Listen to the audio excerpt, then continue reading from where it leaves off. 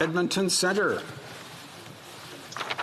Thank you, Mr. Speaker, and I'm happy to speak today, and I'll be sharing my time with the member for Niagara Falls. To the order in council appointment of Marcia Walden to the position of President of the Canadian Tourism Commission, referred to the Standing Committee on Industry, Science and Technology on Friday, September 25th, which I was proud to be part of for a short time before moving on to my portfolio now of Shadow Minister for COVID-19 Economic Recovery. Now, disease-induced crises are nothing new to the Canadian tourism industry, but certainly the crisis created by the novel coronavirus has been the most damaging crisis it has ever faced. This industry will never look the same post-pandemic. Even after we've all been vaccinated and the virus is just a foggy memory or a blurb in a textbook, it is clear and it is paramount that all levels of government have a role to play in its eventual successful recovery. Now, the tourism industry knows what needs to happen in order to move ahead towards a successful recovery. Across the board, stringent measures have already been implemented in an effort to assure that all tourism-related activities are safe and communicate to the public, and are equally aware that confidence in traveling and the risk perception surrounding it is going to determine the speed of recovery. Now, this industry has done yeoman's effort to try and keep running. The methods for cleaning and sanitizing, PPE requirements in restaurants, airplanes, museums, arenas, etc. They have really stepped up to be able to try and at least have some level of business.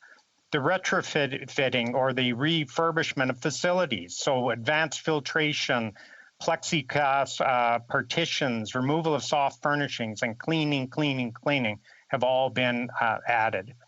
Reduced capacity and occupation rates, 24-hour between occupancies in hotels, spacings at restaurants, booking times to visit a museum, and really the advent of technology, the help of innovation by using technology-based apps to streamline tourism activities, self-serve check-ins, QR menus, which we've all become accustomed to. Now, the government should only be there to make efforts taken by these industries and ensuring compliance is met. The government must not, however, impose unreasonable measures that thwart their ability to operate or create an environment of disincentives that causes them to shut down. But to make these onerous and expensive changes, our tourism industry needs credible and realistic measures from our federal government to allow companies and tourism services to confidently operate. Now, this government needs to move away from simply subsidizing and handing out aid to provide incentives for sustainable growth and innovation. So some ideas around that. The idea of offering interest-free loans or guaranteed loans or creative financing options for those sectors that have been hit incredibly hard. Incentives like this will benefit all sectors: airlines, cruise lines, hotels, and restaurants. The lifting of visa requirements for countries as they recover to increase international tourism. Allowing provincial governments to regulate themselves without heavy-handed mandates from Ottawa. And protecting distressed assets from being scooped up from predatory investors looking to take advantage of a weakened tourism sector. Now, while the government neglected to come up with a plan to innovate in this tourism space, we saw some amazing efforts and collaboration from our once strong Canadian Airlines and our world-class institutions as they provided solutions as the now defunct rapid testing pilot program. This was a great example of industry stepping up and a private sector success, but it only to be shut down by the federal government with their new requirements. Now, the airlines realized how critical it was to create that safe travel environment, and they went out and developed this pilot for rapid testing at airports. And I admire their efforts because they knew they needed something to be able to get going again. Now, testimony given at the Health Committee last week did little to indicate that there is data that suggests that these new restrictions are going to be an improvement, and that they were based upon strong data. But there was some data from the rapid testing. At February 11th, just over 49,000 people tested, and 1% tested positive and were monitored and made to quarantine, and it worked successfully. Now, on an anecdotal note, in my riding for over 30 years, there's been a company called Paul Travel who's provided tailored independent travel services. And like many other companies and individuals involved in the tourism sector, they're finding themselves faced with the impossible. Their companies are failing. And while the rest of the economy may be able to experience some sort of a bounce back, it's really, really difficult in this travel industry. On top of this, the commissions that the 13 women working at Paul Travel were expected to earn for services they actually did were clawed back because of cancellations. So the government's inability to provide rapid testing for Canadians and that much needed support for airlines thwarted much of this travel during this pandemic. Now, many large travel agencies and independent providers are facing decreases of up to 90% compared to 2019. Now, we can't pretend like things are going to go back to normal. For decades to come, gone will be the days of banquets and large conventions, and the need for travel agents and many other hospitality workers may not be needed.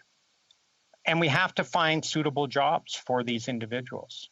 Now, this government's got to be proactive and forward-thinking when we're thinking about reskilling and upskilling workers to move into other high-demand sectors, such as the emerging tech economy.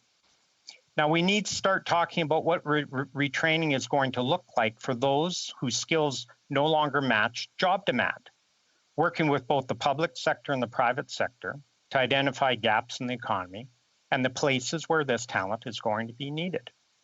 You know, some important facts. There's over 14,000 large and small travel agents businesses in Canada. Over 90% are considered small business, and 75% of travel agents are women.